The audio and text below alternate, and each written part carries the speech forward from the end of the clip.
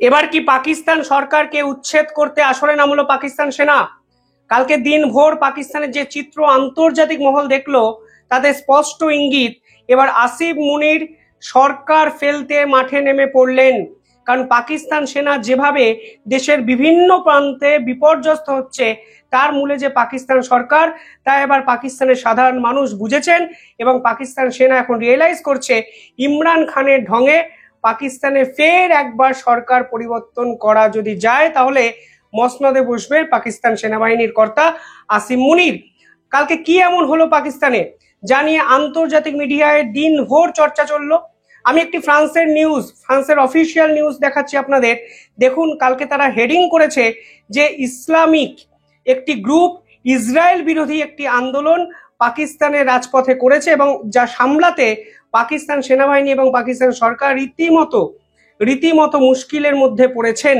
এবং কালকে যে সংগঠন পাকিস্তানের রাজপথে আন্দোলন করেছে সেই সংগঠন নাকি পাকিস্তান সেনারই একটি প্রক্সি সংগঠন।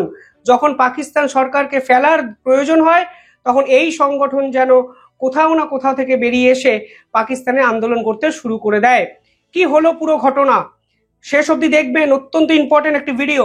দেখুন, কালকে যে সংগঠন মাঠে নেমেছে সেই সংগঠনের নাম তেহরিক-ই-লাইবাক এবং এই সংগঠনের নাম আমার দৃঢ় বিশ্বাস আপনারাও শেষ এক সপ্তাহে প্রথমবারের জন্য হয়তো শুনছেন। কারণ এতদিন আপনারা কাদের নাম শুনেছেন? বালুচিস্তান লিবারেশন আর্মির নাম শুনেছেন, যারা বালুচিস্তান প্রদেশের স্বাধীনতার জন্য আন্দোলন করছে। আপনারা তেহরিক-ই-তালিবানের নাম শুনেছেন, যেই তেহরিক-ই-তালিবান পাকিস্তানকে তালিবান রাষ্ট্র বানাতে চাইছে এবং পাকিস্তান অভিযোগ করছে এই তেহরিক-ই-তালিবানের পিছনে আফগানিস্তানের তালিবানরা আছে। আপনারা ভারতবর্ষের সেনাবাহিনীর কথা শুনেছেন, যারা পাকিস্তানকে সম্পূর্ণভাবে ধরাশায়ী করে দিয়েছে। আপনারা আফগানিস্তানের সেনাবাহিনীর কথা শুনেছেন, যারা পাকিস্তানের 50 থেকে 60 জন সেনাকে শেষ দুদিনে সম্পূর্ণভাবে খতম করেছে, এমনকি 7 জন পাকিস্তান সেনাবাহিনীর সদস্যকে তুলে নিয়ে চলে গেছে। কিন্তু হঠাৎ করে তেহরিক-ই-লাইবাক নামক একটি সংগঠন কালকে পাকিস্তানের রাজপথে নামলো এবং লাহোর, ইসলামাবাদ, রাওয়ালপিন্ডি সমস্ত জায়গায় কার্যত অবরুদ্ধ করে দিল এই সংগঠন। স্পেশালি লাহোর কালকে পাকিস্তান সেনাবাহিনীর হাত থেকে বেরিয়ে চলে গেছে। এই সংগঠন একটি লং মার্চ করবে এই রকম একটি ঘোষণা করেছিল এবং লং মার্চটি তারা করতে চেয়েছে ইসরায়েলের বিপক্ষে। তারা চেয়েছে দেশের যেখানে যেখানে মার্কিন দূতাবাস আছে সবকটা দূতাবাসে আক্রমণ করতে। কিন্তু এই মুহূর্তে পাকিস্তান সরকার আমেরিকার কাছে দেশকে কার্যত তুলে দিয়েছেন।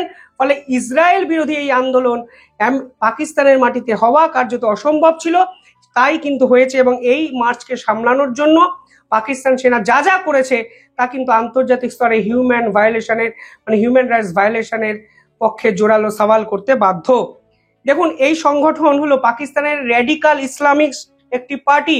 তারা হার্ডকোর ইসলামী পার্টি এবং কোরআনে বিশ্বাস করেন এবং তারা বিশ্বাস করেন যে গাজাতে যেটা হয়েছে সেটা নাকি তাদের রিলিজিয়ানের এগেনস্টে এবং রিলিজিয়ানকে যদি রক্ষা করতে হয় তাহলে অবিলম্বে ইসরায়েল বিরোধী এই আন্দোলনকে প্রশ্রয় দিতে হবে পাকিস্তানকে, যা পাকিস্তান সরকার করছে না। পাশাপাশি তারা বলছে এই আন্দোলন তাদের কাছে অনার অফ ইসলাম। এমনকি কালকে লাহোর থেকে ইসলামাবাদ তারা একটি লং মার্চ রাস্তায় নামিয়েছিল, যে লং মার্চ রাস্তায় নামানোর সঙ্গে সঙ্গে পরিস্থিতি দেশব্যাপী খারাপ জায়গায় চলে যায়। প্রথমত পাকিস্তান সরকার কি করে, এই লং মার্চকে বাতিল করার আগেই তারা এটাকে ব্যান ঘোষণা করে দেয়, নিষিদ্ধ ঘোষণা করে দেয়। ফলে পরিস্থিতি আরো হাতের বাইরে চলে যায়। কারণ এই সংগঠন তেহরিক-ই-লাইবাকের প্রায় 1500 লোক রাস্তায় নেমেছিল। আপনারা বিভিন্ন ভিডিও ছবি বিভিন্ন জায়গায় দেখতে পাবেন যেখানে কাতারে কাতারে মানুষ ইসলাম ধর্মকে সম্মান এবং শ্রদ্ধা জানিয়ে গাজার হয়ে মিছিল করেছে এবং এই মিছিল পাকিস্তানে বসে ইসরায়েলের বিপক্ষে হয়েছে তা কিন্তু বিদেশের বিভিন্ন মিডিয়া এখনো বিশ্বাসই করতে পারছে না। তারপর কি করেছে, এই মার্চ যখন রাস্তায় নামে আপনারা ছবিতে দেখবেন একাধিক জায়গায় কিছু কন্টেনারকে ড্রপ করে দেয় পাকিস্তান সেনা। অর্থাৎ এই মার্চ এগোবে না, তার আগেই একাধিক ব্লকেজ তৈরি করে দেয় এবং লাহোরের মতো বিভিন্ন জায়গার লাহোর, রাওয়ালপিন্ডি সমস্ত রাস্তায় কিন্তু কন্টেনার দিয়ে ব্লক করে দেয়। এই ব্লকিং এর ফলে পাকিস্তানের এই সকল র্যাডিকাল ইসলামিক যে পার্টি তাদের লোকজন কিন্তু আরো বেশি র্যাডিকালাইজড হয়ে যায় এবং পুলিশ বাধ্য হয় টিয়ার গ্যাস চালাতে, বুলেট দিয়ে ওপেন ফায়ারিং করতে, এমনকি বিভিন্ন জায়গায় পুলিশের উপরেও কিন্তু পাথর ছোড়া হয়। এবং পাকিস্তানের পক্ষ থেকে যে স্টেটমেন্ট এসেছে সেখানে তারা স্বীকার করেছে 200 জন পুলিশ কার্যত মৃত্যুর মুখে চলে গেছে। এবং পাকিস্তানের এই সংগঠন, ইসলামিক সংগঠন, দাবি করেছে পুলিশের এবং সেনাবাহিনীর ওপেন ফায়ারিং এ 11 জন সদস্য তাদের মৃত হয়েছেন, অর্থাৎ শেষ হয়ে গেছেন। দেখুন, ইসলামিক একটি পার্টি পাকিস্তানের মতো ইসলামিক একটি রাষ্ট্রের বিপক্ষে রাস্তায় নেমেছেন, অর্থাৎ মারছে মুসলমান, মরছে মুসলমান। এবং দেশব্যাপী আন্তর্জাতিক স্তরে আজকে পাকিস্তান রীতিমতো হাস্যরসে পরিণত হয়েছে। এই সংগঠন যখন এই ধরনের নেতারা যখন 11 জন গুলি খেয়েছেন, তখন এই আন্দোলনের তীব্রতা হঠাৎ করেই অন্য লেভেলে চলে যায়। রাওয়ালপিন্ডি, ফয়জালাবাদ, সেকুনপুরা, বিভিন্ন জায়গায় কিন্তু এই আন্দোলন পরবর্তীকালে ছড়িয়ে পড়ে। পাকিস্তান সরকার ফের একবার ইন্টারনেট বন্ধ করে দিতে বাধ্য হয় এবং পুরো পাবলিক ট্রান্সপোর্ট থমকে যায়। পাবলিক ট্রান্সপোর্ট বন্ধ করে দেওয়া হয় পাকিস্তানের বিভিন্ন জায়গায়, কারণ এই সংগঠনের লোকেরা এক জায়গা থেকে অন্য জায়গায় চলে যাচ্ছিলেন এবং যেখানে লোক কম পড়ছিল, কাতারে কাতারে মানুষ, সেখানে গিয়ে পাকিস্তান সেনাকে ঘিরে ধরছিলেন, পাকিস্তান সেনাবাহিনীর বিপক্ষে আন্দোলন শুরু করেছিলেন। পাশাপাশি লাহোর কালকে কমপ্লিটলি শাটডাউন হয়ে যায়। 300 জনের বেশি, ভালো করে শুনুন, 300 জনের বেশি পাকিস্তানের সেনাবাহিনী এই সংগঠনের নেতাদের গ্রেফতার করেছে। এবং আজকে যখন এই খবর আমি করছি, দেশব্যাপী রাতভর আন্দোলনে কেঁপে উঠেছে পাকিস্তান এই 300 জনকে গ্রেফতারের পরে। এই তেহরিক-ই-লাইবাক, এই সংগঠনটি কিন্তু প্রতিষ্ঠা হয় 2005 সালে এবং 2015 সালে। এই 2015 সালে এই সংগঠনকে প্রতিষ্ঠা করেন খাদিম হুসেন রিজভি, যিনি এখন আর অবশিষ্ট নেই। এখন এই সংগঠনের নেতা কিন্তু তারই ছেলে। আইডিওলজি কি বলছে? এই সংগঠন র্যাডিক্যালি সুন্নি ইসলামিস্টকে সমর্থন করেন, এক্সট্রিমিস্টকে সমর্থন করেন এবং তারা ডিপলি কোরআনকে ফলো করেন এবং কোরআনকে বাঁচানোর জন্য তারা এই আন্দোলন পাকিস্তান সেনার বিপক্ষে কালকে করেছেন, তারা নিজেরাই বলেছেন। এবং আরো শুনলে অবাক হবেন, এটি কিন্তু র্যাডিক্যালাইজড ইসলামিক সংগঠন হতে পারে, কিন্তু এই সংগঠন কিন্তু পাঞ্জাবের অ্যাসেম্বলি থেকে ভোটেও জিতেছে। অর্থাৎ সাধারণ মানুষ, সাধারণ ইসলামিক মানুষ কিন্তু এই সংগঠনকে সমর্থন করেন, এই ভোটে জেতার মাধ্যমে কিন্তু প্রমাণিত হয়েছে। ফলে পাকিস্তান সরকারের কাজটা কিন্তু কালকে অত্যন্ত খারাপ জায়গায় চলে যায়, যখন এই সংগঠনের বর্তমান নেতা সাদ রিজভি, যিনি সরাসরি পাকিস্তান সেনাবাহিনীর বিপক্ষে যুদ্ধ ঘোষণা করে দিয়েছেন। কাল লাহোর অবরুদ্ধ হয়েছে এবং পাকিস্তান সরকার ভয় পাচ্ছে এই সংগঠনের এত মানুষ যদি কোনোভাবে ইসলামাবাদকে ঘিরে ফেলে, তাহলে কিন্তু পাকিস্তানের অফিসিয়াল কাজকর্ম সম্পূর্ণভাবে বন্ধ হয়ে যাবে।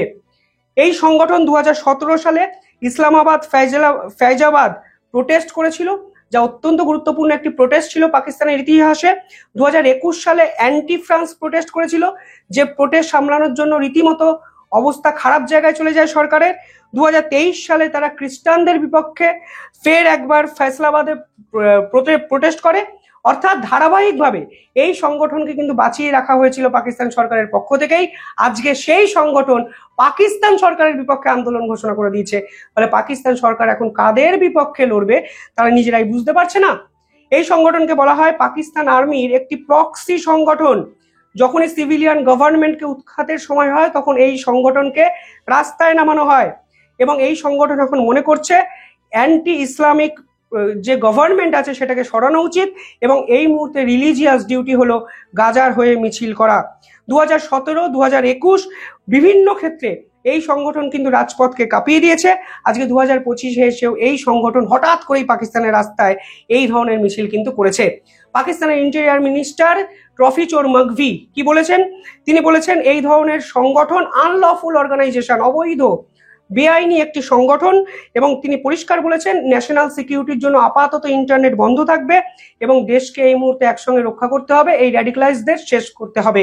অর্থাৎ পাকিস্তানের মতো ইসলামিক একটি রাষ্ট্র আরো একটা ইসলামিক রাষ্ট্রের বিপক্ষে, মানে পার্টির বিপক্ষে, দলের বিপক্ষে সরাসরি যুদ্ধ ঘোষণা করলো এবং সেই দল এখন মনে করছে এই রাষ্ট্র আর ইসলামিক রাষ্ট্র নেই, এই রাষ্ট্র আমেরিকা দালাল হয়ে গেছে, ইসরায়েলের দালাল হয়ে গেছে।